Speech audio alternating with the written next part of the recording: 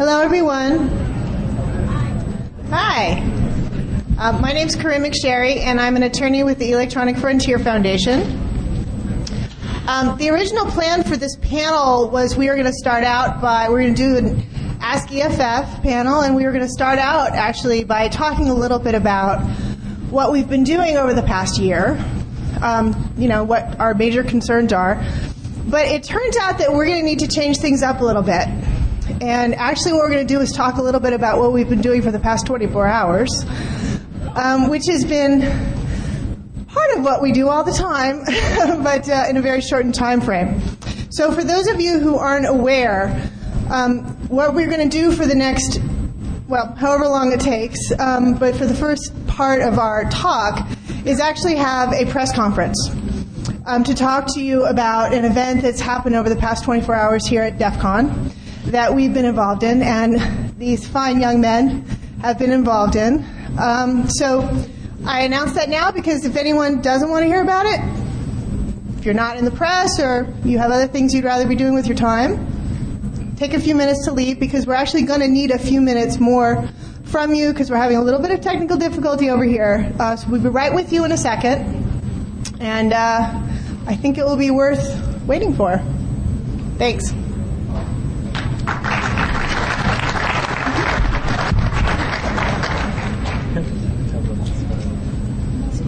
Tell us more about hiring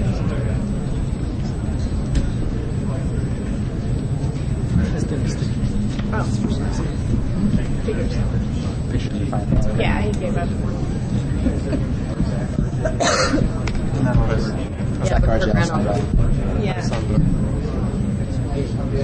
Oh, nice to meet you.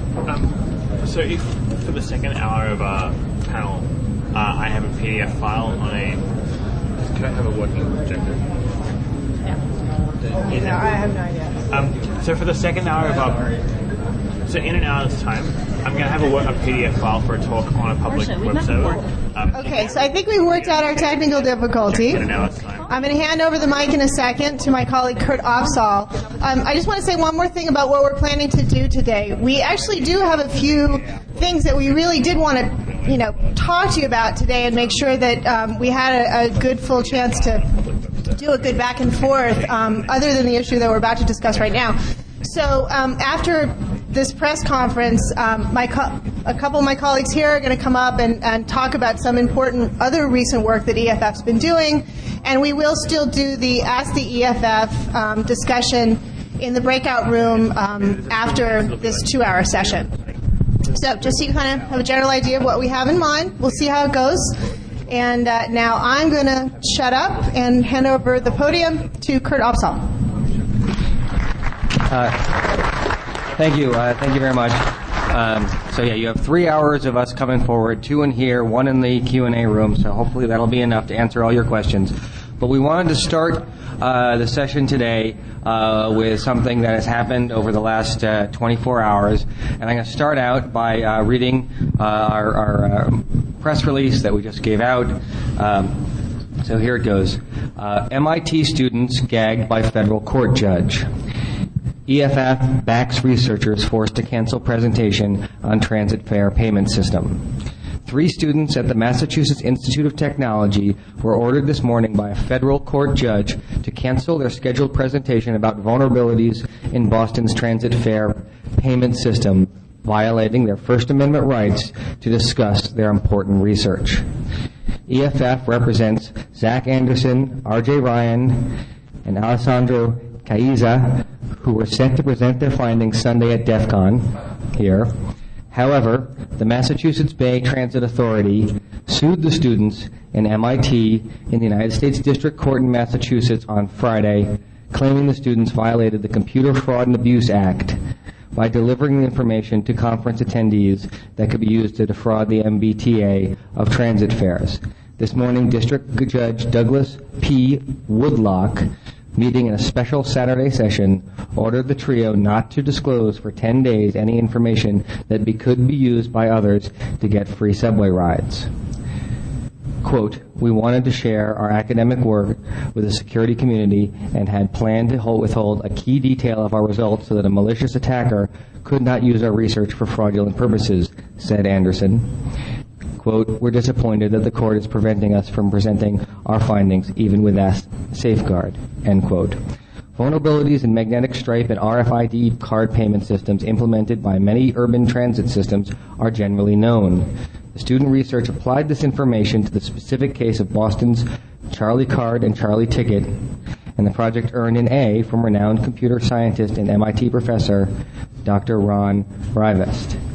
The court relied on a federal law aimed at computer intrusions in issuing its order, holding that even discussing the flaw at a public conference constituted a transmission of information that could harm the fare collection system. Quote, this court's order is an illegal prior restraint on legitimate academic research in violation of the First Amendment, said EFF Civil Liberties Director Jennifer Granick. The court adopted an interpretation of the statute that is blatantly unconstitutional, equating discussion in a public forum with computer intrusion. Security and the public interest benefit immensely from the free flow of information, of ideas and information on vulnerabilities. More importantly, squelching research and scientific discussions won't stop the attackers. It will just stop the public from knowing that these systems are vulnerable and from pressuring the companies that develop and implement them to fix security holes, end quote.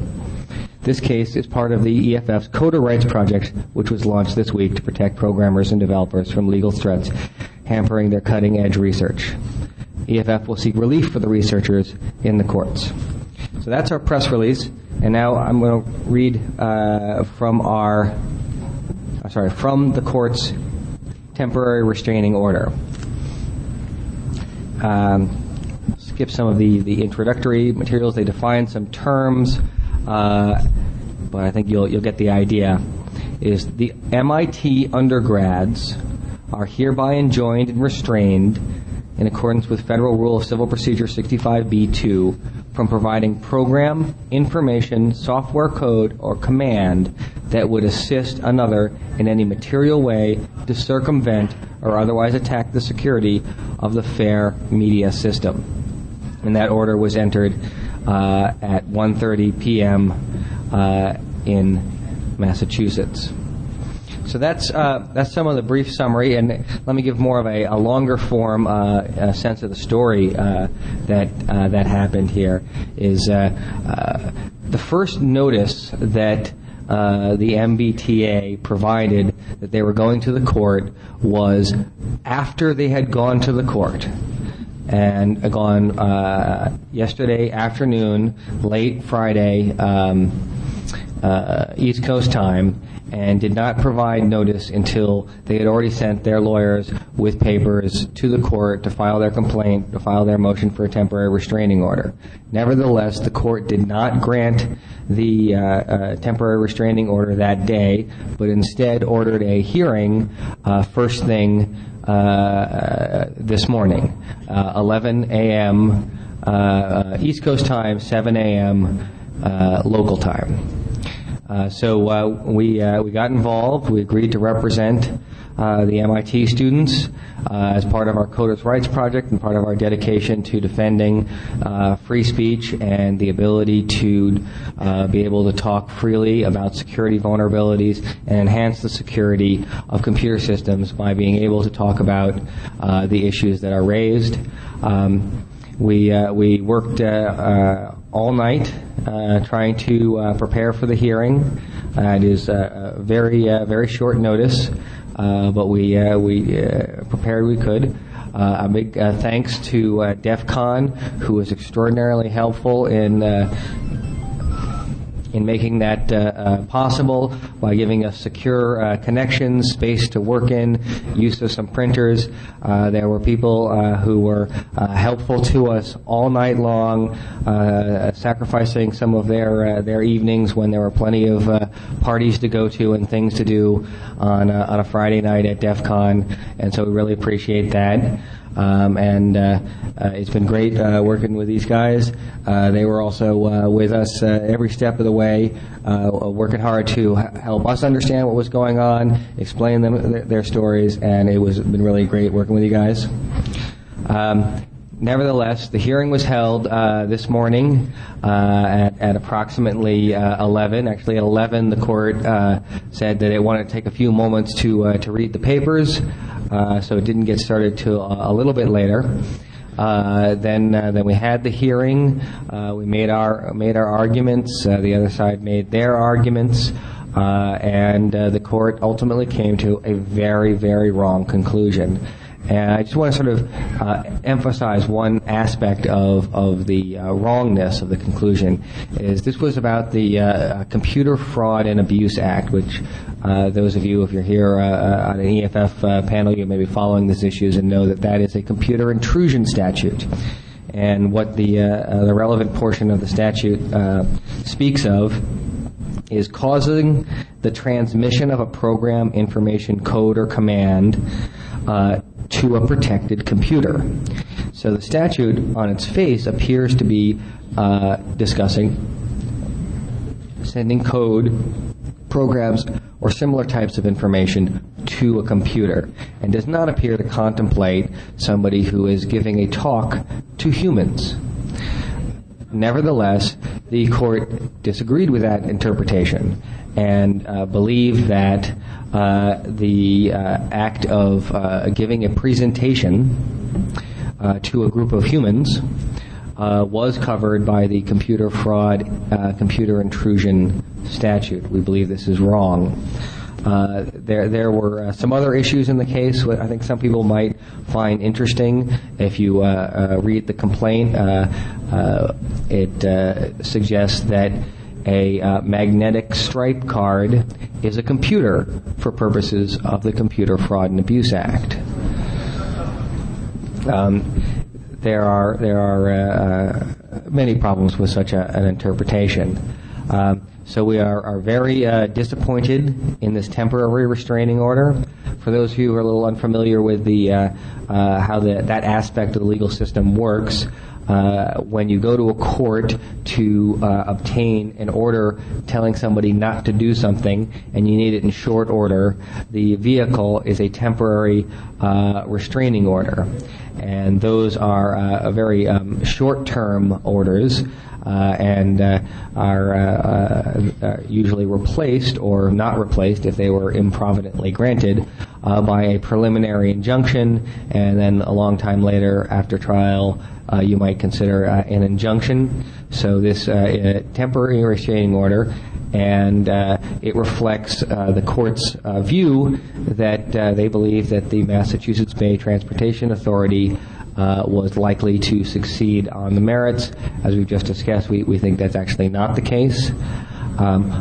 Unfortunately, however, this order, which I just read to you, creates a very, very difficult situation when the court is considering such a broad definition of information and is prohibiting the providing information that could assist another in any material way to circumvent or otherwise attack.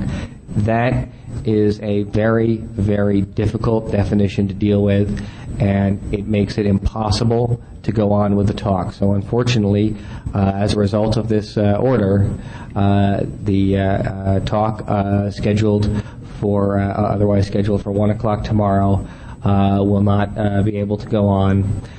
We are anticipating appealing this decision and look forward to having the rights vindicated. But in the meantime, we're very disappointed. All right. Thank you.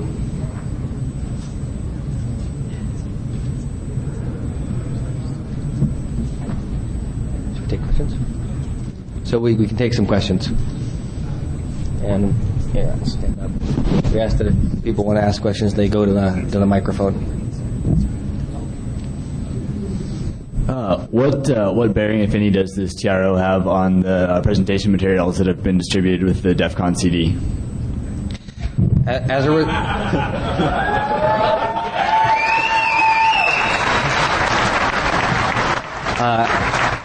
a result of this TRO, we will not be able to discuss the substance of those materials.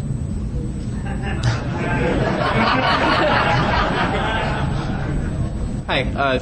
with MIT Student Newspaper, The Tech. Just a quick question. Was the talk that was going to be given going to contain any new material orally that was not already available in writing? Much of the material that was planned to be presented is material that's known. There are known flaws to the Massachusetts Transportation Authority's security system, and some of that has been covered in the Boston Globe and the Boston Herald. And much work has been done on this in other forums.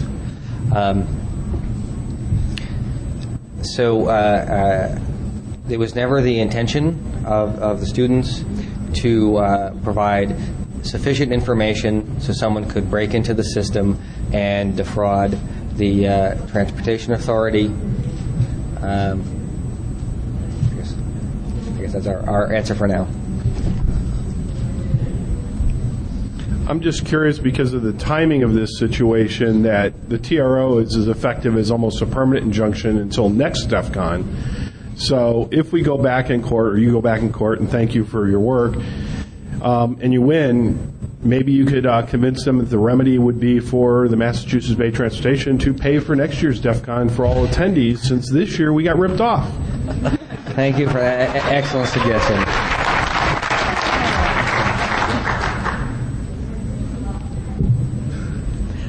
Yes. I'm wondering if the Transportation Authority gave any legitimate excuses for why they waited until now to file. Obviously, seems very slimy to do that when you have very little chance to defend yourself. Your presentation was up there 2 months ago, so it's not like this should be new to them.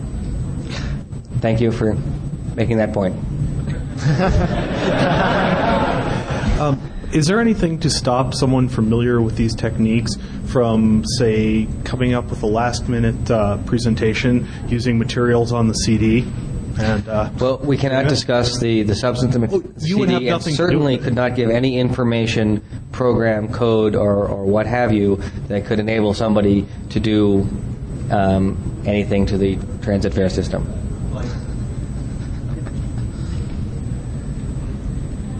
I'm wondering if you can just answer some questions that I have about the claim that there was never any intention to enable other people to hack the T-card system. Specifically, some of the slides suggest, showing how to hack into the system, and of course, an earlier presentation or kind of teaser for this thing specifically said, want free subway rides for life. You're saying that you never had any intention, but that doesn't seem to square with some of the written materials that have been released about this. Can you kind of address that a little bit, please?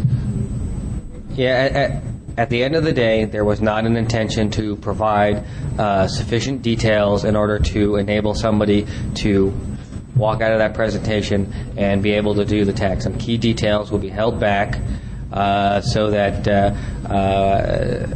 it was not a sort of a standalone material. I can't discuss the substance of the slides, but just please understand that rhetoric aside, that the intention was to provide an interesting and useful talk, but not one that would enable people to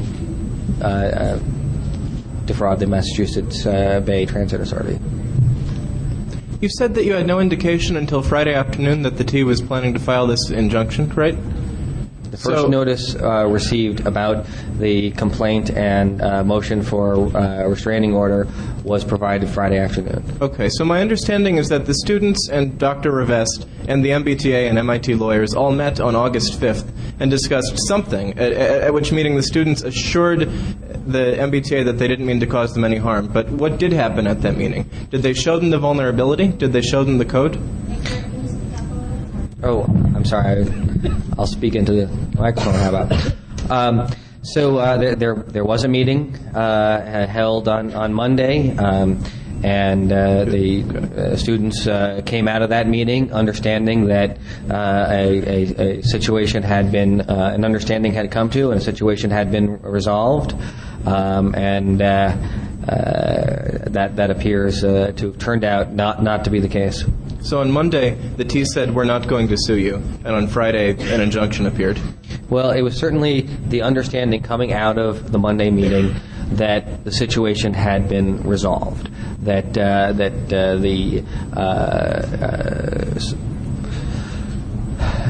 it wasn't that they made a affirmative promise not to sue, but rather that they seemed to have their concerns satisfied, and that it seemed like a friendly meeting, and that when you leave meetings with people, you don't ordinarily say, and oh, by the way, I'm not going to sue you.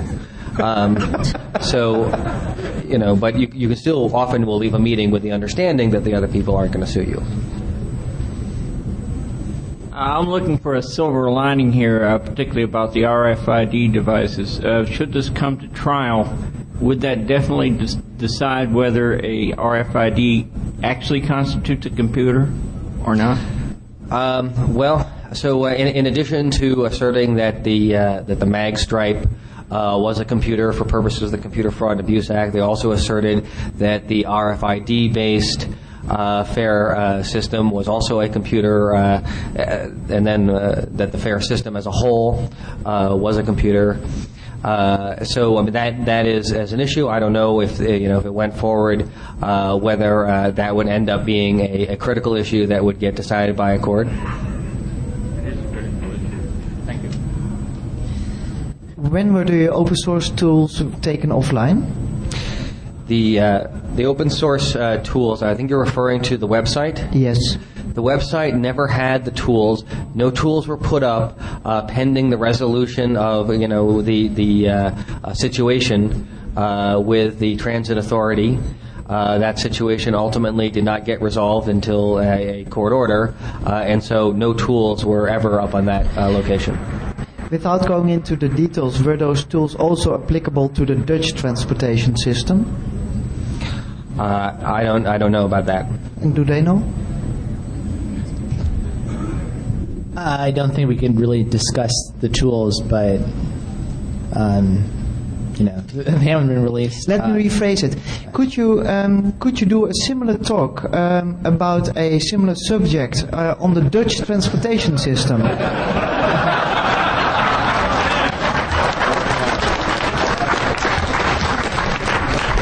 Well, all I'll say is that the TRO is specific to the Massachusetts FAIR transit system.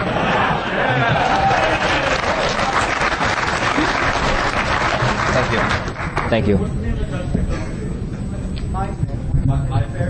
Hey, Dean Takahashi at VentureBeat. A couple of questions. So is First Amendment defense is part of your defense here? Absolutely. Okay. There's a First Amendment right in code. There's a First Amendment right in instructional speech. Courts have found that the First Amendment covers these things outside of traditional speech, like political speech. And so we believe that this is a protected speech activity. This is telling. When you discuss security issues, if you are telling the truth, that should be something which is protected at the core of the First Amendment. If you are truthfully telling the world about a dangerous situation, and a situation which is dangerous not because the security researcher exposes the vulnerability, it's dangerous because the person who made the product, the company that made the product, made the vulnerability. And so this should be core speech. And then second question is, I understand that there are people who have the CDs who are in the process of posting the paper on the internet. Does the order cover these people who are doing this? And what's the consequence for those people? Let me just read from the order. It says that the MIT undergrads are hereby enjoined, and I'm going to read the definition.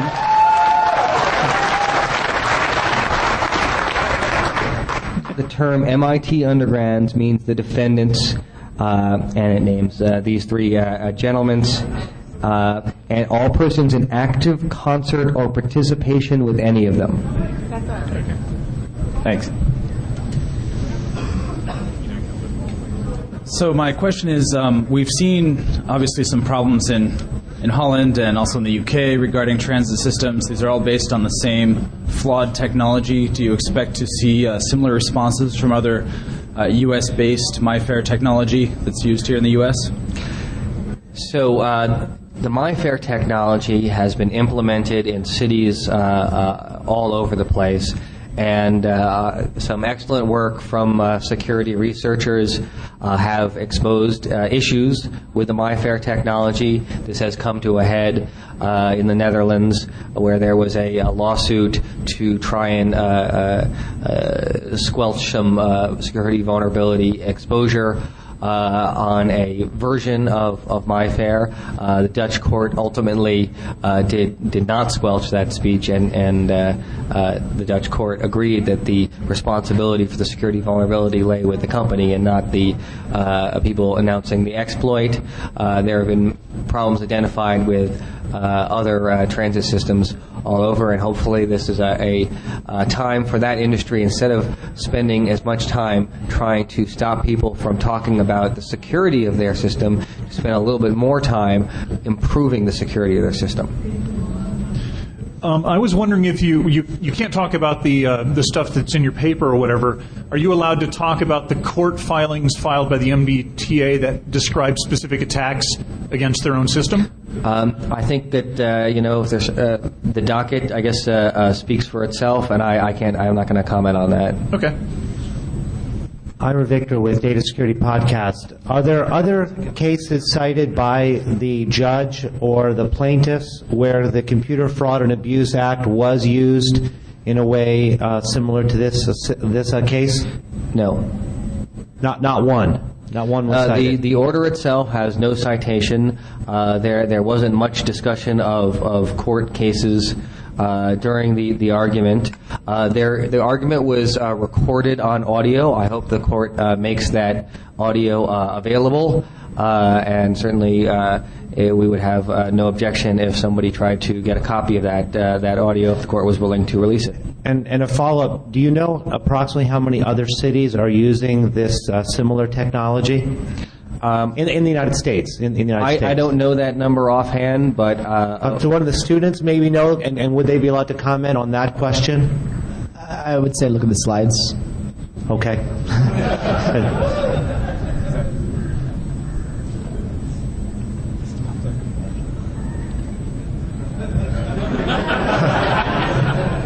I'm trying to understand why the judge issued this temporary restraining order. If you read the argument, if you read the injunction he actually filed, he says two things. First of all, he says, for the sake of the security of the computer system, I hereby provide this injunction. And second of all, he says, I've given most of my explanations for this orally. Could you explain exactly what he said at that hearing? Because we don't have it in paper. This is one of the reasons why I think that it is important to be able to see or hear the recorded hearing, especially the part in which the judge gave his order. One of the core values of our judicial system is the openness of the judicial system. Hearings are presumed to be open, and the reason for it is so people can understand what a judge is doing, and it's a check against error to allow or require that these hearings be held in the open. People can evaluate what the judge said. So hopefully that material can be that recording can be made available. We had to participate telephonically. It was a long way to Boston, and we didn't have a jet handy. So that was a limiting factor in being able to participate, but nevertheless we were able to participate, and that was great. And it seemed that the court had some interesting interpretations of the Computer Fraud and Abuse Act. It felt that the Transit Authority was likely to succeed on the merits, that the harm to the authority would be high, while the harm to putting a prior restraint on the speech of security researchers was not that high. That the balance of interests favored giving the injunction. So those were some of the reasons that were discussed. Kim Sutter with Wired News.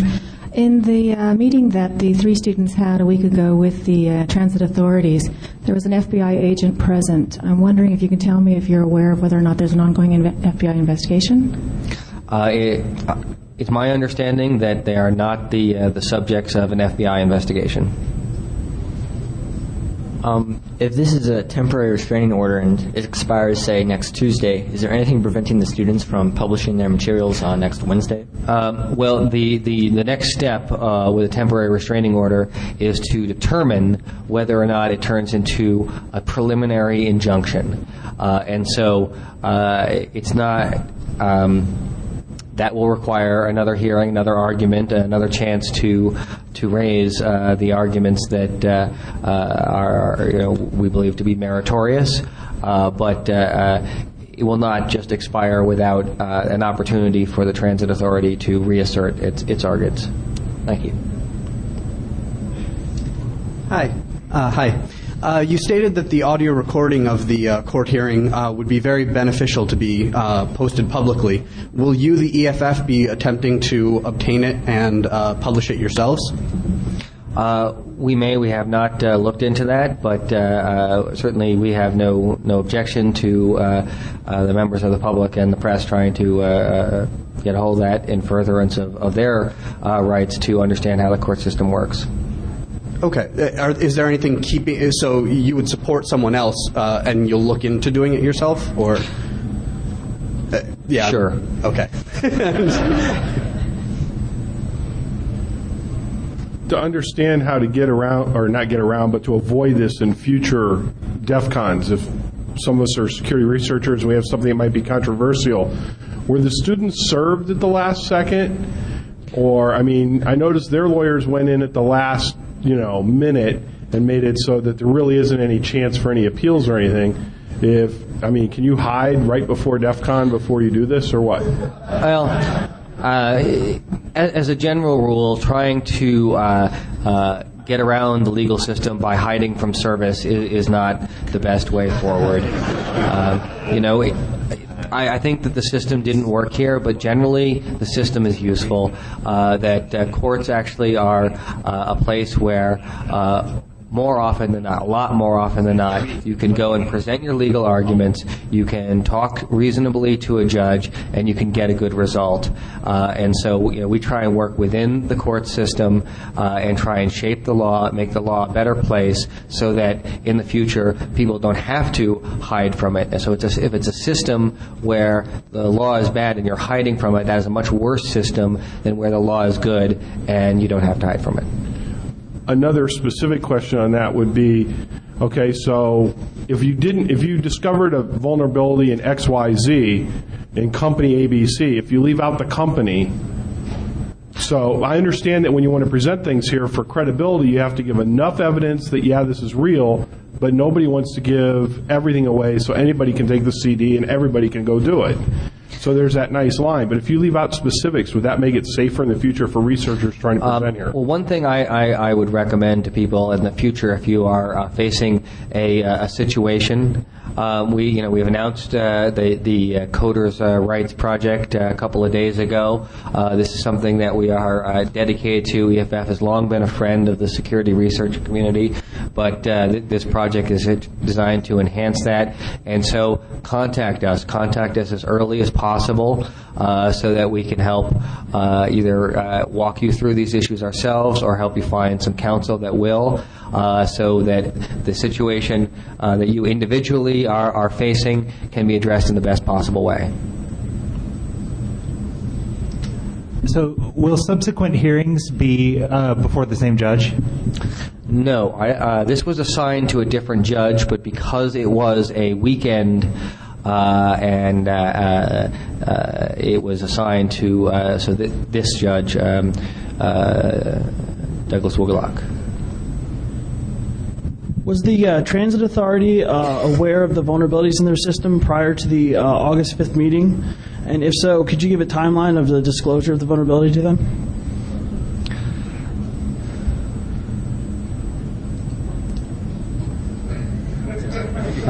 I think I have no comment on that. Okay. I have a second question, and kind of a follow-up. Is there any evidence that the Transit Authority is taking any action against the manufacturer of the product to actually get the vulnerability fixed, as opposed to just suppressing their research? Well, one thing along those lines that is interesting is in the complaint it says that it was a vendor who brought it to the attention of the transit authority. It does not name the vendor.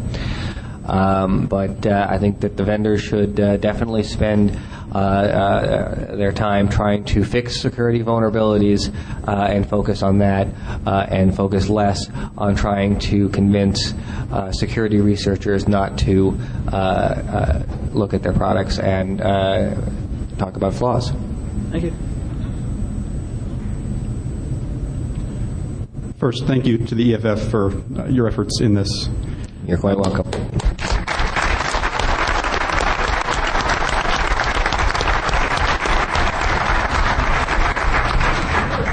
In the future, would it be possible to preempt a temporary restraining order by filing with the court to establish the author's right?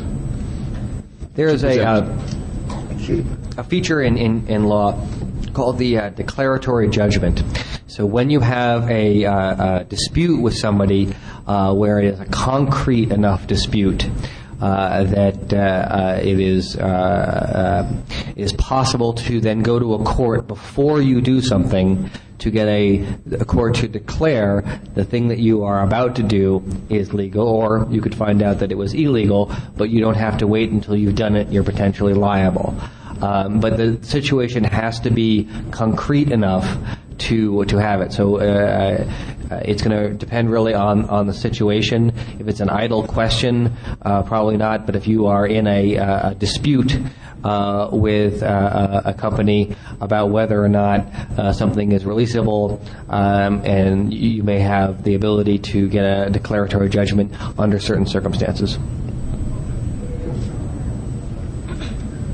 Hi, I was wondering to what extent you're also working with co-defendants MIT President Susan Hockfield and MIT Chancellor Phil Clay?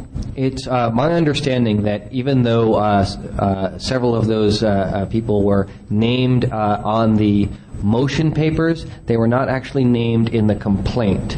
So I'm not sure why their names are on the motion papers, but in terms of who the defendants listed in the complaint, it is, in addition to the undergraduate students, MIT, the institute was named. They had a separate counsel who represented them at the hearing. We certainly were in conversations with MIT's counsel throughout this process, and I think they were adequately represented. Since you won't allow your defendants to talk, what's the EFF's view on disclosure? I know that the MBTA thought they weren't given appropriate disclosure on this. From the EFF's point of view, what sort of disclosure do you think is necessary? Well, it's going to depend on the circumstances of a particular situation, but certainly as a general rule, it is advisable to contact the people whose security is at issue, who have the vulnerability, and do that prior to the disclosure. And ideally, it would be something where that disclosure or the vulnerability is something they could work on fixing. And I can say that this efforts were made here to be in communication prior to this lawsuit. Hi, you mentioned in your press statement that the Charlie ticket, which is essentially a magnetic storage medium, the court found was actually a computer. I'm sorry. To be clear, that was not in the court's order. The court didn't find that. That is something that the Transit Authority has contended in its complaint. The court's order was about their fare system as a whole. I can read the defined term.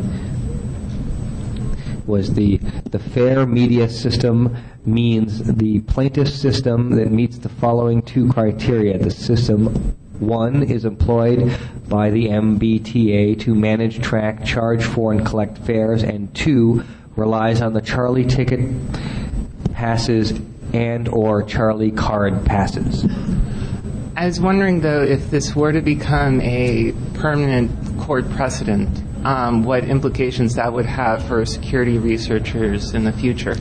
Well, I think that this case is a long way away from a ruling that RFIDs are computers under the Computer Fraud and Abuse Act, but certainly whether something is a protected computer pursuant to that act is something that is very important to the security research community, because you certainly do not want to be on the wrong side of the Computer Fraud and Abuse Act if you can help it. Thank you. At the end of MIT's spring semester, about half of this attack was presented as a final project in a class taught by MIT professor Ron Rivest, who invented RSA encryption, along with SNA. Half of this attack discussed the Charlie ticket attack and explained how you could actually put arbitrary amounts of money onto a Charlie ticket. But this was presented at the end of MIT's spring semester months ago, and the MBTA's complaint says they only found out about the attack on July 30th when a vendor told them. Are they lying, or did they really not figure this out for months and months? That would be an excellent question to ask the MBTA. So, for instance, these folks didn't tell them? So I think that if you want to know what the MBTA was thinking, it's a good question to ask them. As to anything which hits upon the information program codes or computer things that might somehow be able to lead to somebody messing with the transit fare system, we can't touch that. Thank you.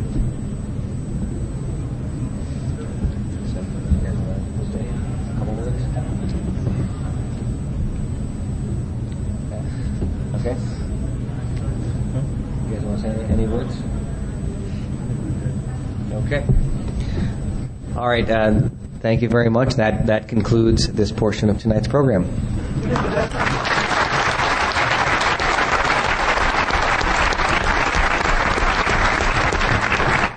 One thing that very nice DEFCON folks asked me to add is that they are working right now on a fun way to fill that now empty slot.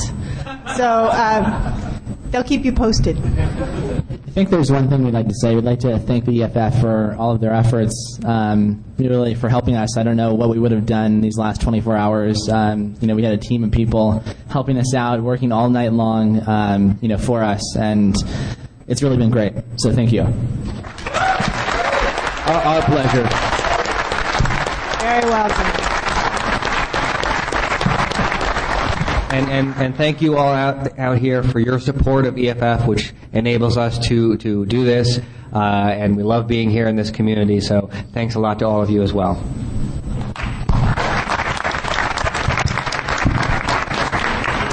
I think what Kurt meant to say is, if you approve of the work that we're doing, we only exist because we have a large membership that donates each year and pays our salary so that we can stay up all night at DEFCON helping people out. So there's a booth over in the exhibition hall. If you haven't already joined the EFF, we encourage everyone to consider doing so. There's also a table at EFF. There's also a table at Hackers with Guns where you can shoot at things and donate money to the EFF.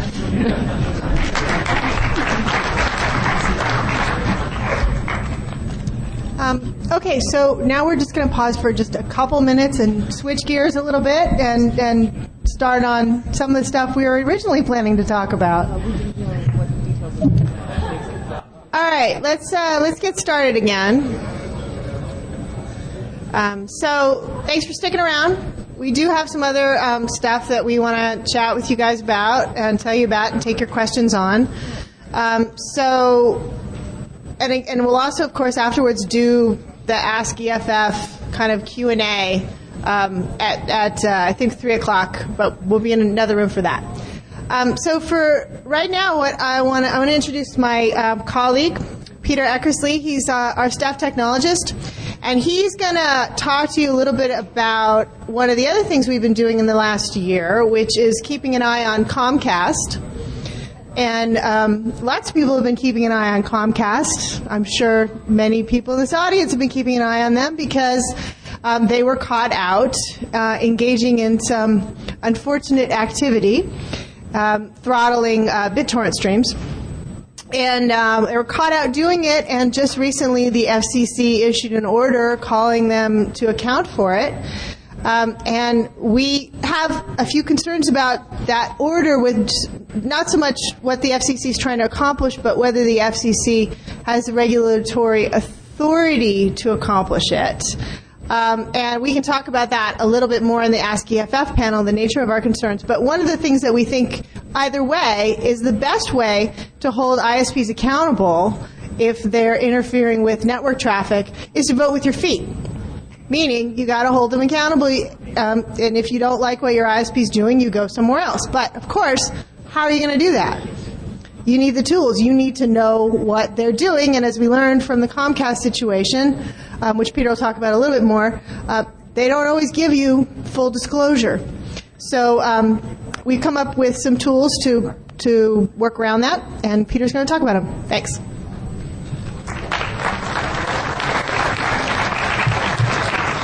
All right, thanks, Corynne. Can everyone hear me clearly if I'm talking here? Put up your hands if you can't hear me.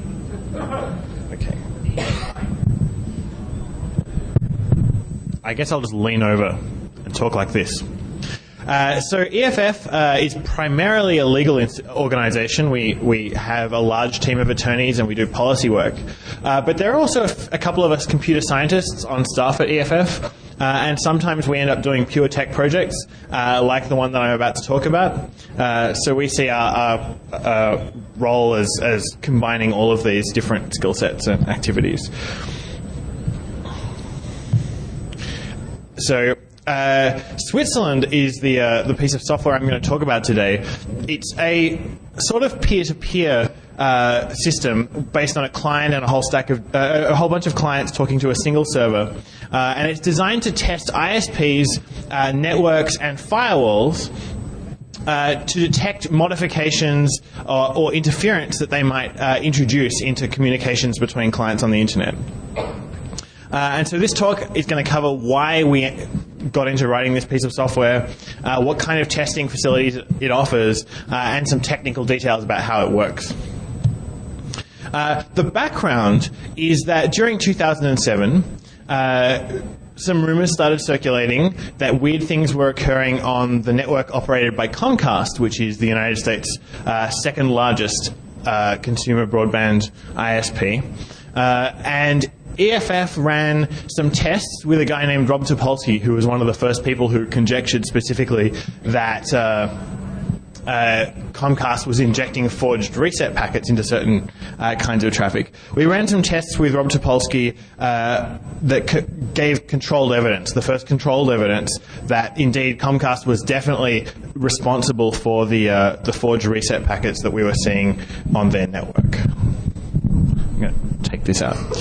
So we ran those tests with BitTorrent and GNU, and we ran them by hand using Wireshark to get a capture of some packets being sent over here, some packets being received over there. Well, hey, there are some reset packets being received that were never sent by the person that you were talking to. Hey, that's a sign of interference. But running those kinds of tests manually, just using packet sniffers and talking over a phone to coordinate them, turns out to be incredibly labor intensive. And you need to make sure that you're both turning on your packet sniffers at the right time, capturing the same period of traffic, and then ensuring that there is some BitTorrent or some GNU or some other protocol that you're trying to test being exchanged between the two clients while the sniffers are running. And so this whole process, this whole methodology takes a long time to run. And we thought, well, hey, we would really love to have better tools to run these kinds of tests, and they didn't exist, so we set out to write some. But first, what we're saying, as I was mentioning, you get Alice and Bob talking to each other. They're using BitTorrent or GNU, and also briefly there were reports that Lotus Notes and Windows Remote Desktop were being interfered with on Comcast's network. And the particular forged packets that we were seeing were TCP reset packets, which are just ordinary TCP packets with a single bit in the header, the reset flag, turned on, and they cause the client to die. or the connection to die, sorry. The client may or may not recover. If a particular TCP connection dies, it may retry it at some point later, maybe straight away, maybe in 10 minutes, maybe in half an hour, maybe never. So the consequences for an application of having these reset packets injected into its communications are quite complicated and unpredictable. And what we saw in particular on Comcast's network was interference that looked like it had been designed for BitTorrent with the intention of preventing BitTorrent seeding on Comcast's network. But the consequences of that interference looked very different for Gnutella, for example. And it seemed to us that perhaps Comcast or whoever they had purchased this system from were just applying the reasoning that Gnutella must be like BitTorrent and not really understanding what the results of their forged packets would be. Anyway, so we wrote code to make these tests easier to run. There was a simple little program designed by a colleague of mine, Seth Schoen, that was released in 2007 called PCAPDiff. And as the name suggests, it's a simple tool for taking two PCAP packet capture files and reporting the differences between them. So if you have a log captured over here with Alice and a log captured over there with Bob, it'll say, wait, there is a drop packet here and a modified packet here. But that doesn't answer the question of how you get those PCAP files in the first place. You still need to talk on the phone to someone, set up a test, make sure you're running your packet sniffers at the same time, and make sure there aren't any firewalls or other things in the way that are confusing your results. So Switzerland is a fancier design. It automates more of those steps of setting up a test environment, getting the packet sniffers running at the same time, dealing with firewalls, and I'll show you how it works in the next few slides. But it's worth noting that both of these pieces of software take a particular approach, which is to detect any kind of modification or forgery of packets. Anything that's received by Bob that was not sent by Alice will trigger an alarm. And that's different to some of the other tools that are out there, which, for instance, look at heuristics relating specifically, say, to TCP reset packets. Because there are things you can look at about a TCP reset packet. For instance, is it part of a wave of packets that have look like they're guessing sequence numbers to try and fool Bob into believing this is a real packet? Or is the time to live in the TCP reset packet radically different from the other times to live that you see on other packets in this connection or in this flow? And so those kinds of heuristics, they work up to a point, and other people have used them successfully. But we're talking about a sort of more general tool that will work for other kinds of modification if other kinds of modification are being deployed either by networks or by hackers. And perhaps other things that might get deployed in the future. So a general taxonomy of the kinds of software that can exist in this space to solve this problem. And I'll show you a table of other tools that are out there that fit in different places in this taxonomy. You can have active tools which generate traffic and then test to see whether it's interfered with, or passive tools that just look at existing traffic and check for modifications. And there are advantages to doing each of these things. Switzerland just happens to be passive. So it doesn't generate packets, it just looks at the packets that you're exchanging already. You can have testing software that is unilateral, so it's just something that you run on your computer that tries to figure out whether something weird is happening in a particular TCP connection, for instance. And that software is convenient because you don't need to coordinate with any other computer, but it's less powerful because you are always guessing whether a particular thing that you're receiving is illegitimate. And an example of this kind of unilateral stuff is a plugin that views the BitTorrent client added for their software, which just counted the number of reset packets that BitTorrent peers were collecting. And that produced some really misleading results about particular ISPs, where you were seeing lots of TCP reset packets, but it turns out there are a whole lot of reasons why you can get them, and if they were actually sent by the other party, then they're not in any sense interference by an ISP. You can have 1.5-sided tests. Maybe it's better to say you can have 2-sided tests, bilateral tests, where you're running software on both Alice's computer and Bob's computer, and there's some way that these two pieces of software coordinate. Or you can have a 1.5-sided test where you have a real algorithm running on one side and then some predictable behavior that you expect the other side to engage in. So maybe there's a server running somewhere and it's a fake BitTorrent client that will try to download a BitTorrent file from you, and you know how it's going to behave, but you don't know, you don't actually have code running there inspecting its end of the flow. And lastly, you can have multilateral clients, which is what we've got with Switzerland, basically bilateral, but with lots of people participating. Next, you can obviously focus down on one protocol. You can talk about BitTorrent, for example, and there is a great tool I'll talk about on the next slide that works pretty well for just BitTorrent interference.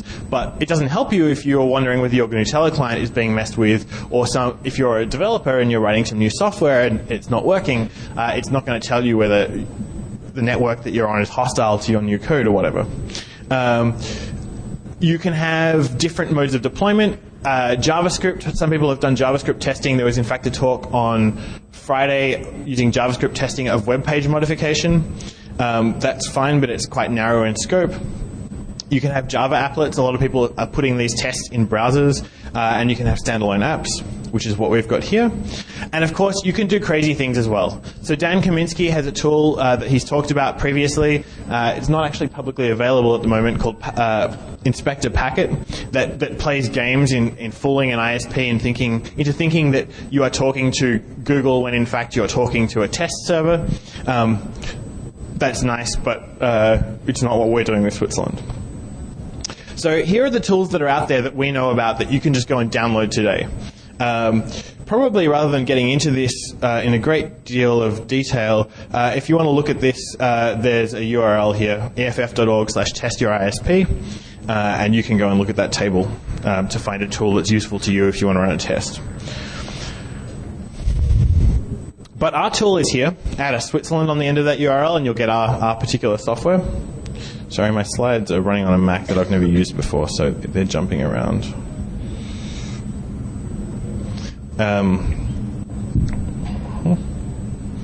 Our tool is GPL'd.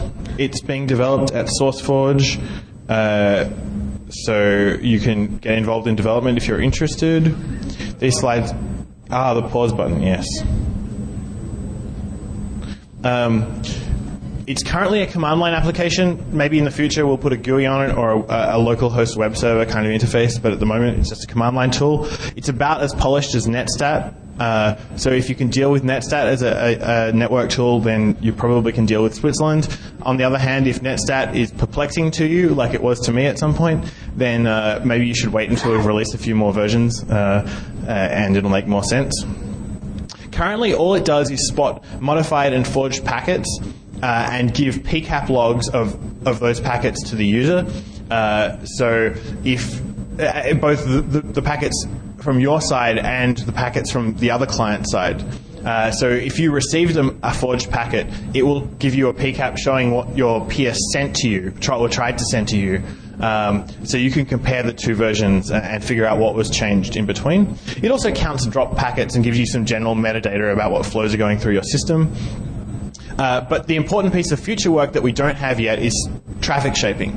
So there are a bunch of ISPs that are not specifically forging or spoofing packets to mess with BitTorrent, say, but which are deliberately throttling or slowing down how much traffic BitTorrent can send over a network in a fashion that you could call discriminatory, in the sense that maybe web traffic doesn't receive the same kinds of limitations. And so this is really interesting to test for, but we haven't done it yet. We're probably in a fairly good place in design terms to do that, and I'll talk more about that in a couple of slides. But how do we spot these modified packets? Once again, my slides are running away. Imagine you have a bunch of clients, call them Alice and Bob and Charlie and Diane, and they're all out there on the net, and they're all connected to the same Switzerland server in the middle. And we'll call this bunch of users a circle. Now, each of the members of the circle is told about the IP addresses of all the other clients in the circle. And so they run a little packet sniffer that's just tuned to collect packets from those other machines.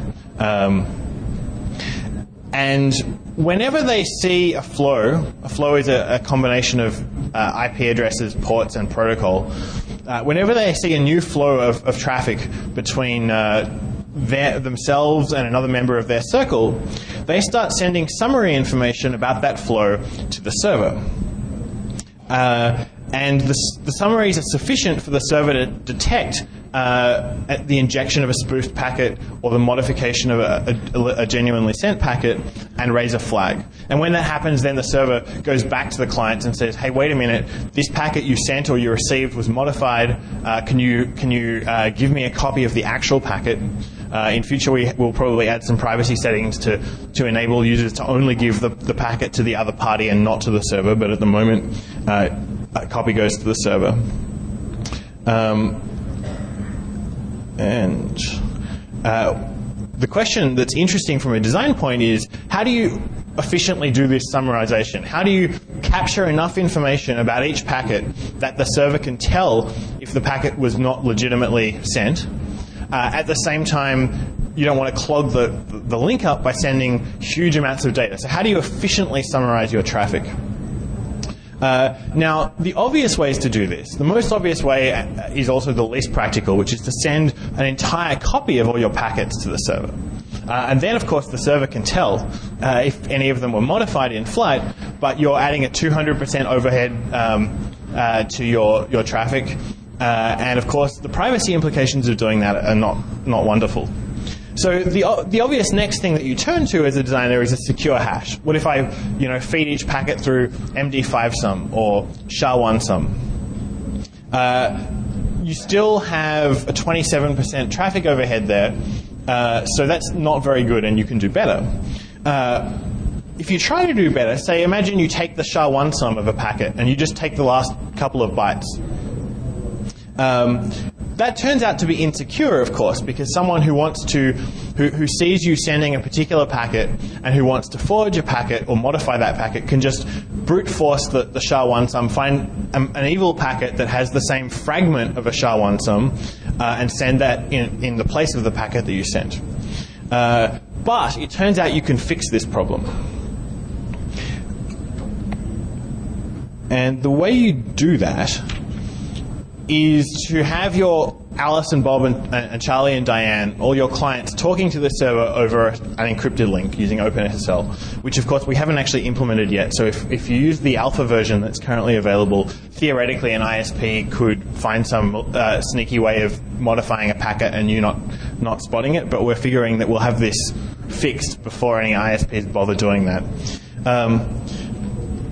Then the server sends to Alice and Bob and every pair of clients that are talking to each other a key, a random key that is used to switch. Instead of using a SHA-1 sum, you just use a keyed hash or an HMAC, and then that prevents the ISP from or some other intermediary from brute forcing your weak hash, because they can't see the key, because it's inside this TLS connection, and they can't see any of the targets for their brute forcing because all of the summary information that you're sending is also encrypted in flight.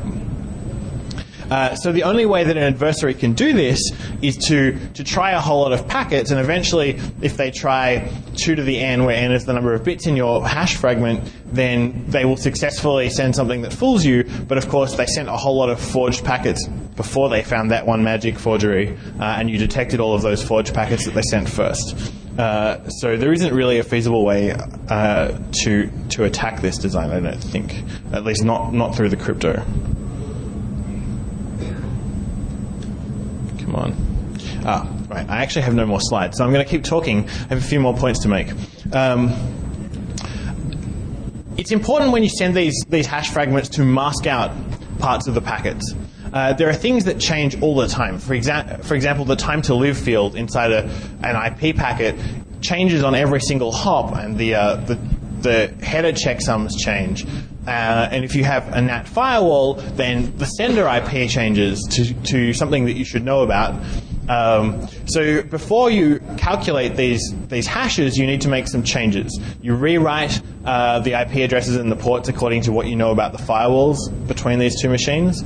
You zero out any fields that can reasonably change. One of the hardest problems that we had to deal with while building this system was realizing how bad consumer NATs are, just the NAT firewalls that we all have in our homes doing wireless routing duty. Those things, by and large, modify your packets in lots of strange ways that you might not have expected, or at least I didn't expect in my naive new experience in this field. And the things that we saw being changed inside those packets were so extensive that you can't ignore them all. We saw do not fragment bits being changed. We saw MSS maximum segment size fields being changed. We saw ACK packets being retransmitted by routers when the client had never retransmitted them themselves. We saw the fields inside ACK packets, like the actual acknowledgement number inside an ACK packet being increased by a NAT router. So your NAT router is acknowledging packets that you have not received yet. And so you have this very large set of weird things that some firewalls do. And there isn't really any general purpose way of ignoring them, because if you, for instance, ignore that last thing I described, if you ignore forged ACK packets going out, then an adversary can drop a packet and then forge an ACK for that packet, and then your TCP connection is just going to sit around waiting for this thing with Alice, the sender, thinking that it's been received, and Bob, the receiver, never having received it. And if an adversary does this to your connections, they're going to flail horrifically. So at the moment, our way of dealing with these NAT firewalls is basically just to report the modifications to the user. You'll get a notice saying, hey, someone's modifying your packets. If there's a firewall in the path, it'll say, hey, it's probably your firewall or the other peer's firewall that's doing the modification. Don't blame your ISP for this until you've removed the firewalls and run the test again. But of course, that means that you have to manually go back and figure out that it was your firewall that's doing this. So perhaps at some point, someone might build a big database of firewalls that you can fingerprint and know, I have this model Linksys, and it's known to do this kind of modification, but not other kinds of modification. Perhaps at some point, as a big project, you can transparently ignore this kind of behavior. The other thing that we're planning to implement, but have not yet implemented in the current version, is an algorithm that goes back once it's seen modification in a particular flow. Say it's seen the MSS field being changed, and says, right, we reported to the user that MSS is being changed by someone in this particular flow.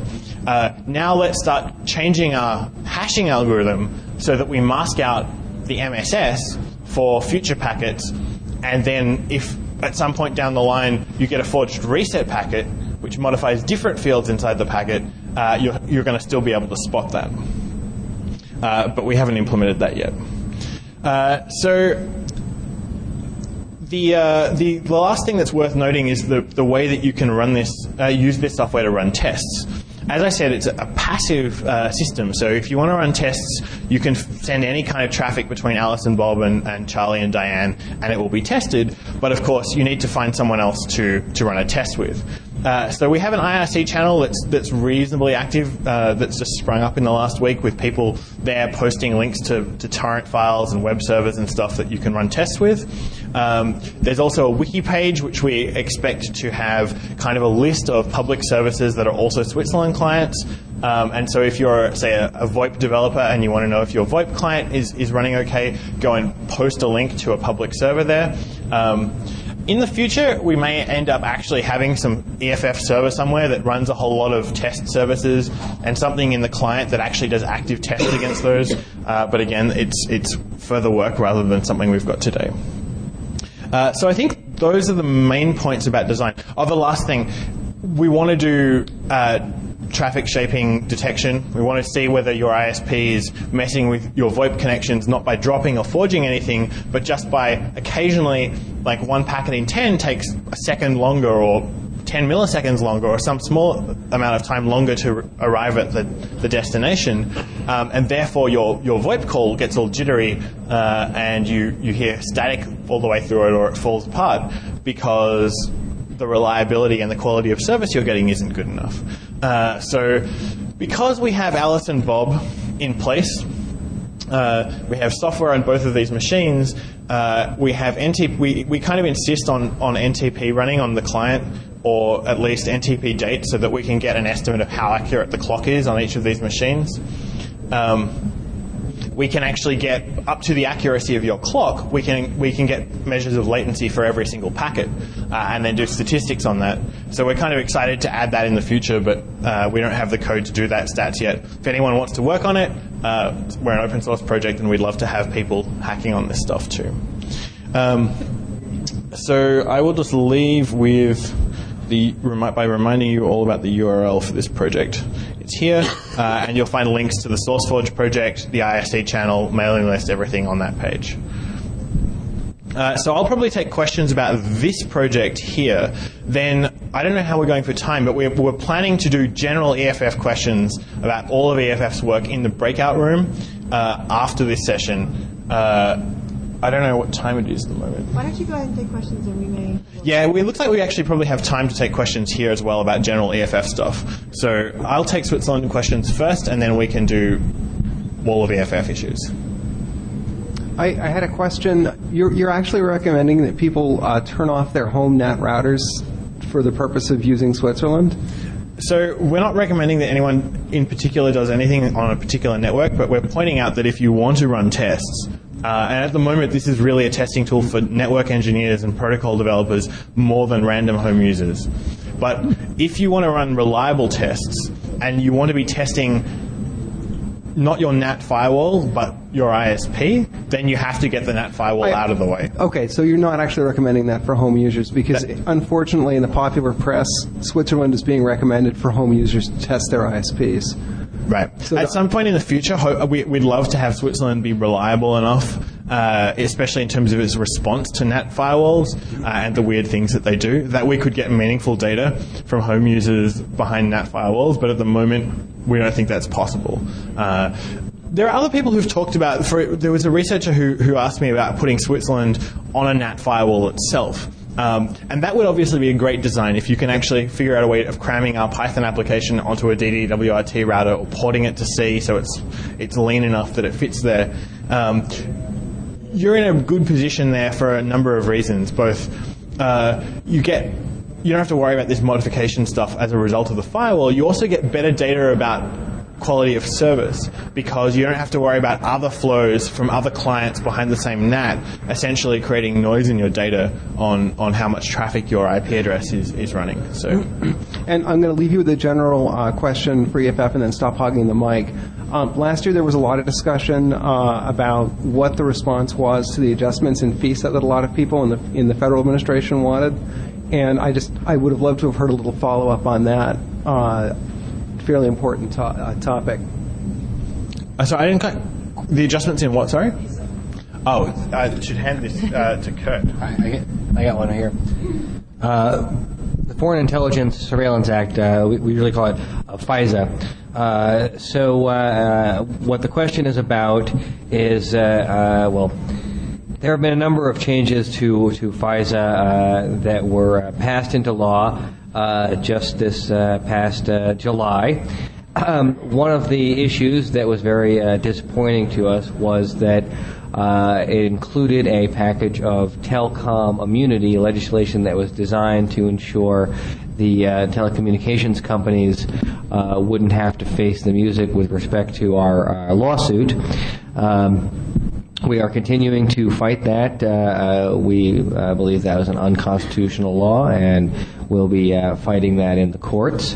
At the same time, the FISA Amendments Act also revamped surveillance laws in a way designed to make it much easier for the government to spy on you, and it is very disappointing that this law passed. Any more questions? Yeah.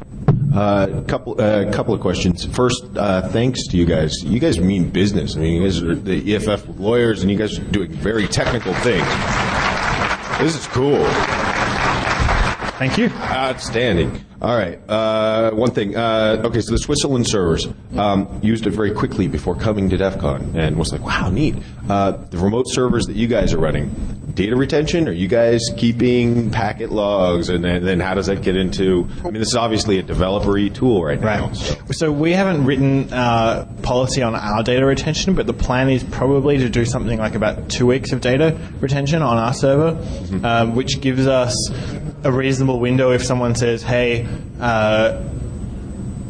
we saw some interference here. Can you go and have a look at what the server recorded during that session? It gives us time to follow up on it, but it means that we're not a huge target for subpoenas. And most of the logs that you get on the server, I should go into some more detail about this. With the current design, most of the logs that you get on the server are just about flows. So they're flow metadata logs. There was a connection between port A and port B between these two machines. There were, 3,000 packets sent between them. So that kind of flow metadata is revealing, but it's not as bad as communications contents. We also keep contents of some packets in very special cases, and the special cases are when Switzerland reported interference in a particular flow. The current code grabs 9 packets. 3 random, often the interference will be a whole wave of packets being modified at once. So we select 3 of those occurrences of modified packets, and we grab the modified packet and a packet on either side effectively, give or take. And so we have this tiny little record of actual content of communications during interference. And I guess the important point that we're trying to hammer home with the client is if those contents of communications are confidential, then you shouldn't be running the client on that machine that is exchanging confidential information. It's a very small amount of traffic, but there is a slim danger that something sensitive could be in there, and we want users to consent to that when they're running the client on their machine. Cool. Okay, second question. The Switzerland model and the tools, I saw that this was written in Python. Great, that's palpable. Is there any thought given to making this a more generalized framework for network testing beyond just how can I put it? Instead of just checking for the packets, doing more sophisticated things with capturing packets on both ends? So the first thing, obviously the statistics stuff that I was mentioning before is general network testing of general network testing interest, in the sense that if you want to know how good the link that you just built between 2 buildings or between 2 cities or something is, then you can run these clients, and probably there's a bit of engineering to do, but you'll get some nice latency and jitter statistics if we build that statistics engine. I believe you could get support from people working on TCP stacks as well. Operating systems. Yes, that's true. So there's a whole separate issue about whether you can get particular instrumentation data out. Like TCP stacks internally know a whole lot of stuff about the state of your connections. For instance, all the backoff algorithms that are the mechanism by which ISPs normally shape traffic. The way they shape traffic is by dropping a few packets. They trigger a response in the TCP code on your machine saying, hey, wait, we're not getting all of our packets, we're losing some packets here. Let's slow down a bit and figure out what speed we can reliably transmit data at. And so inside the kernel of your operating system, this data is available, but there isn't generally a way to get it out.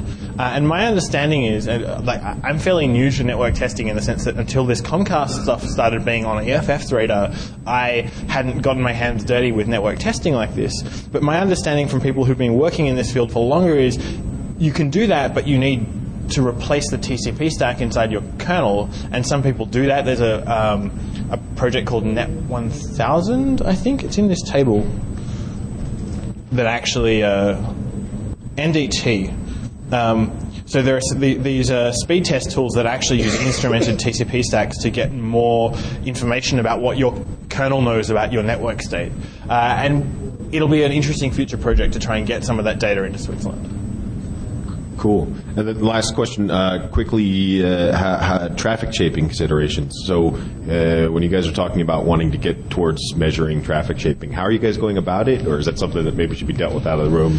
So we don't have a design yet, but the general idea would be the first thing I'd say is we need to probably add to the summary information we send to the server a little bit of extra information about the timestamp for that packet. At the moment, what we're doing is we send a whole batch of packets at once, and we just send a general timestamp saying this is the newest packet in this whole batch. And that's obviously less data to send. So what we would need is an efficient compression of the timestamp, which you can get. So you do something like you say, look, this batch contains packets with timestamps between this time here, T0, and this time here, T1. And then you do some Hofmann encoding or some other encoding of the timestamps for every single packet so that you don't need to send like a high-precision floating point number as the timestamp for every last packet in the batch. And so once you have that compression algorithm, maybe you can get away with, I actually haven't done the numbers on this properly, but I think probably a couple of bytes will give you a timestamp that's as accurate as your system clock.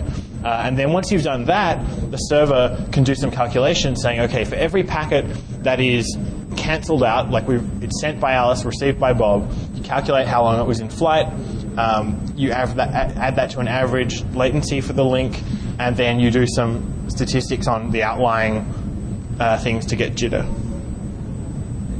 Yeah, do you want to? No, ask the follow-up. Grab the mic. All right. Or afterwards. Have you thought about control channel detection from the ISP's perspective? For example, Comcast could, see, hey, this guy's talking to a Switzerland server. Let's turn off the evil bit. Right. So whitelisting is definitely an issue here. The first solution that we had to this conceptually was, what about maybe grab another wireless network from another ISP, send your connection to your Switzerland server over that link, and your real test data over the first link. Alternatively, you can perhaps use Tor to connect to the Switzerland server for the control channel and your regular non-overlay connection to test the data. At the moment, we have a message in the Switzerland protocol that allows a client to announce that its public IP address is something other than the IP address it's connecting from. And that message is disabled because it has security implications that we haven't quite thought through.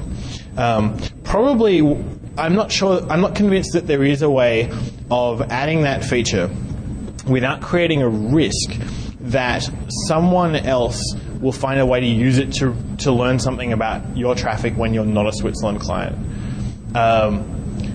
Or when you're a Switzerland client and they're another Switzerland client, maybe they can run some tests to check certain things about your connection. And there's some subtle stuff there. So probably the way this will happen at first would be someone runs a special Switzerland server that has that feature enabled, where clients can log in through Tor and just say, hey, I'm at this IP address blah on Cox's network. Just trust me that I'm there. And that server makes sure that it won't leak private information about people who are totally unconnected to Switzerland. But that's a research project still for us. Okay, thanks. And actually, one thing that I was thinking of, just as food for thought, you're going to be introducing SSL for the control channel in the near future, correct? Maybe something like XML RPC over HTTPS to make it, look as much like normal HTTPS traffic as possible. Right. Actually, that's a good point. So the other way you can defend against this is obviously the control channel problem is hardest when it's Switzerland.eff.org. It's a publicly known server with a publicly known port. It's very easy to whitelist. If we use SSL, we have to make the actual traffic fingerprint proof so that it looks like any other HTTPS connection, and that's a good strategy. I have a general EFF question, maybe for the attorneys. Sure. Over the past year, since last DEFCON, we saw a couple instances where lawsuits targeted DNS providers. So that was WikiLeaks, and then there was a Dutch MP that had a controversial movie, and what happened was, like, servers would be overseas, so they're outside the jurisdictional reach of whoever wanted to take down the servers. So what they did was they went after the domain name. Fill that one in for me. What am I? So if you can't get a legal authority or a court to order a server be shut down, but you can order their domain name registrar, to disable the domain name, then that's an easy way to take down a site. Right.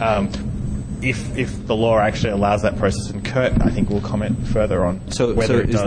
Is there a jurisdiction that would be better to have your registrar in as opposed to another jurisdiction as a way of avoiding those takedowns? That's my general question. So we were involved in the WikiLeaks situation, and that was a situation in which initially court gave a very erroneous court order. Then we got involved. A lot of other people got involved, and I would say that one of the things is it's not so much that the U.S. law was the problem.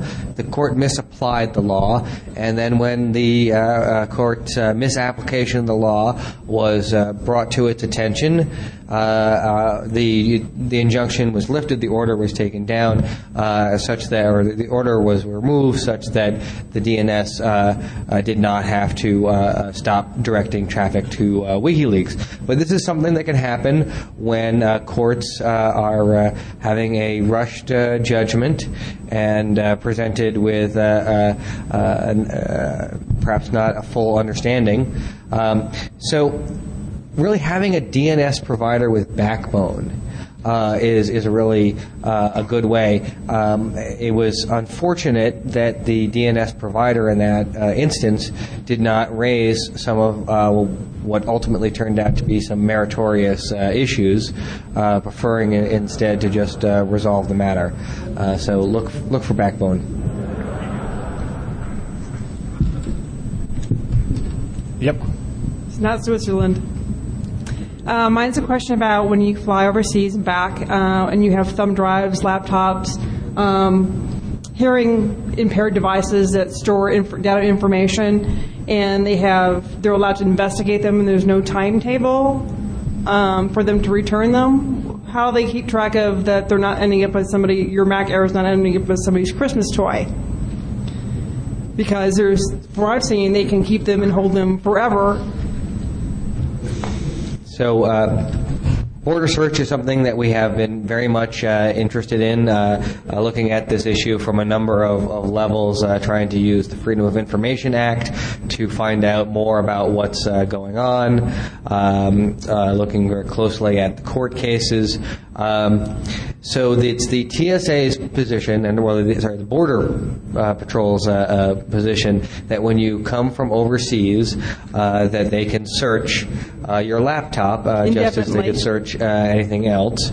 They haven't, or they have affirmatively not taken the position that a U.S. citizen can be prevented from coming into the country if they don't allow the search. I should say, an issue that at this point appears to be not very commonplace, but I can imagine becoming so, is what if your material is encrypted and you're not interested in handing over the password? And so, as I understand their position on that, is then they will take the device and try and break your crypto, and take as long as they feel is necessary to do so. So if you want to travel with information across the borders, either you have a lot of faith in your crypto's ability to withstand an unlimited amount of time of government attack, or not have it on your computer and perhaps transmit it in a secure method when you're not at the border.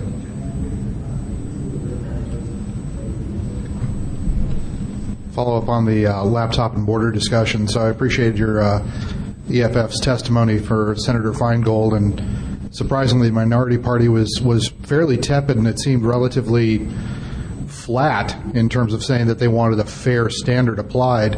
I'm curious, are you aware of any legislation? Then to follow up on the breaking the encryption, would that constitute a DMCA violation?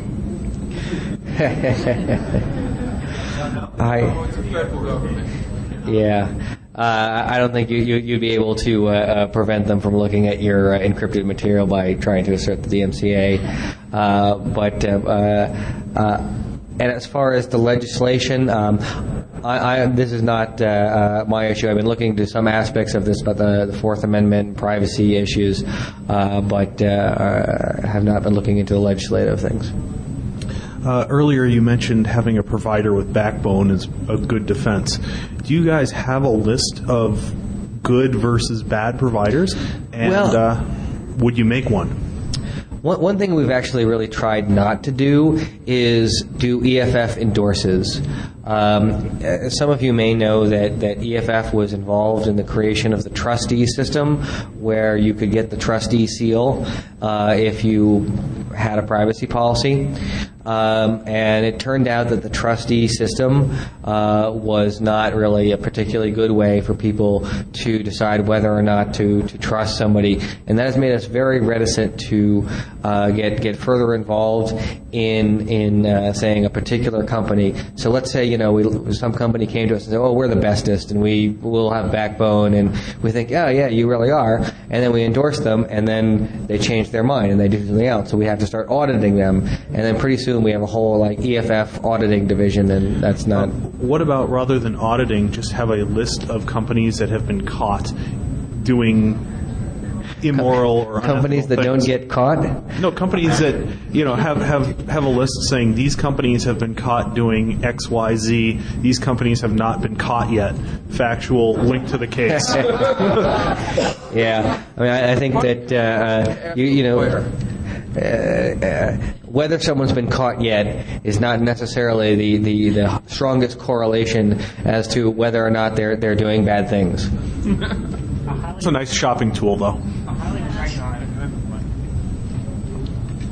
One fairly pragmatic observation about the WikiLeaks case is that WikiLeaks had several domain names registered with different registrars in different countries, and that kept people finding their site at wikileaks.be while wikileaks.org was down. So that's a pragmatic strategy you can take to make yourself safer from that particular means of takedown. I have a follow-up question to the border security stuff before. What happens if I have a file full of junk, about 3 gigabytes or so? Now, random data looks like good crypto, right? So I have this file full of random data. I come into the country. They say, "Oh, what's this?" It's random data. "We want your keys. It looks like crypto." It's random data. And it is random data. And they take my laptop. Can I call you guys? Well, looks like we're running low on time. We're going to do the Q&A. Hold on, I'm going to get to that. Please, what I was going to transition with is I believe that Marcia Hofmann, who is the attorney who is focused most on border search issues, is, I hope, going to be available in our Q&A session in the smaller room. And border search issues would be best directed to them. But if you're ever in trouble, please call the EFF. If you want to make trouble... I didn't make trouble. Yeah, I mean... Well, one of the things that we are going to be talking about in a bit is how to get a case that is going to help us help you, and I think that's something that Eva is going to be speaking to. Want to say anything now, or take it at the Q&A? Sure. If you come to the talk at the breakout room, I will take the time to explain how we decide to take a case, what we do with cases that are interesting to us but that we cannot take on because there's only 30 of us, and also what sort of things not to bring to me, ever.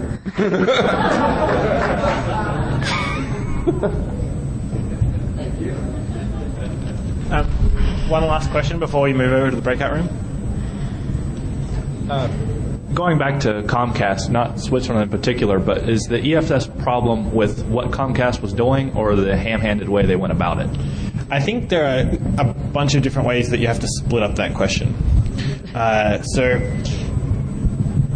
we have degrees of concern about different things that ISPs can do. Comcast's particular kind of interference was really troubling because if you're an application developer, say a startup company or some kid in a dorm room somewhere writing a new application, and it just so happens that your new software trips over some interference algorithm that ISPs are deploying somewhere, then you're going to need to find a way to get the ISP to change that behavior, or you're going to need to understand what it is and figure out how you can avoid triggering it. And if you imagine a world where there are dozens or hundreds of ISPs around the planet, and they're all running around building these kinds of systems for interference, suddenly it starts to seem that the only people who could get a new protocol to run reliably out on the internet would be huge companies that would have the resources to either engineer their way around every weird thing that an ISP is doing to them, or go and negotiate with every ISP on the planet to make sure that their traffic is carried correctly. So there are really serious policy problems with this kind of interference. If you're talking about discrimination that's maybe just about bandwidth. So web applications get, the full capacity of the channel, but peer-to-peer applications only get up to a third of it, say. And some ISPs in Canada, for instance, have started to deploy that kind of traffic shaping on their networks. Now there you have some concerns that are perhaps less spectacular in the sense that, well, it isn't going to completely prevent applications from seeing the light of day, but it raises serious competitive questions about whether ISPs are placing themselves in the position of picking winners about which applications will be allowed to function best on tomorrow's networks. And again, we think it would be much wiser for an ISP to solve its traffic management problems in a way that doesn't look at what application it is that's sending the traffic. So I guess I'm admitting that on cable networks, for instance, you do have problems with congestion. It's true that BitTorrent a whole stack of BitTorrent clients seeding and exchanging large files on the same street could bring one of Comcast's cable loops to its knees if they didn't do some kind of general purpose traffic shaping there. But what we think they should probably do is figure out in real time, okay, each application we can afford to give each application 50 kilobytes per second right now, so let's let them all have that much. And then these IP addresses over here seem to have been sending a lot of data, not just for the last minute, but for the last 3 hours. So let's, put them in a category of like long-term data transfer IP addresses and give a bit more bandwidth to someone who's just fired up a YouTube video download, not because it's a YouTube video download or it's web traffic, but because it's a new connection that's sending data all of a sudden, and you're deprioritizing stuff that's been transferring for the last 3 hours. And we think that makes more sense from a policy point of view, and also probably more sense from an ISP's point of view, in the sense that if they try to mess with BitTorrent like this, BitTorrent is just going to go and find a way to sidestep all of the interference. And sometimes that sidestepping will be evading detection. Sometimes it will be irresponsible stuff like, okay, let's just ignore reset packets, and suddenly the internet gets more broken. So it's probably in the interest of ISPs to look for more neutral ways of achieving their network management objectives anyway. There are conspiracy or kind of competition arguments that some people have raised. Some people have said, hey, Comcast is messing with BitTorrent because they're afraid that it's a video distribution mechanism that threatens their cable marketplace. And those really complicated legal questions and antitrust questions that may be like valid questions to ask, but they're really hard to answer. So, our view, as a comment, I can say I worked for another large cable operator for several years, and that question never once came up. That's not the consideration at all. Right, and one hopes that it isn't, but you get this it's easy to make that allegation against a cable company when they are seen doing this kind of thing. So our advice to the cable companies would be, don't put yourself in a position where someone can make that allegation to you. Be transparent about what you're doing on your network. Say, we're shaping traffic, here's our algorithm. If you have problems with it, like technical, detailed problems, like your application's being broken by it, come and talk to our engineers over here, and just be out there and upfront about what you're doing. And in the meantime, I guess our approach is, let's shed light on what networks are doing, because in Comcast's case, when we went and spoke to them, they flat out denied doing this for weeks after we'd been running tests and seeing these forged reset packets. We were talking to senior Comcast lawyers, and they just said, we don't interfere with any application on our network. Our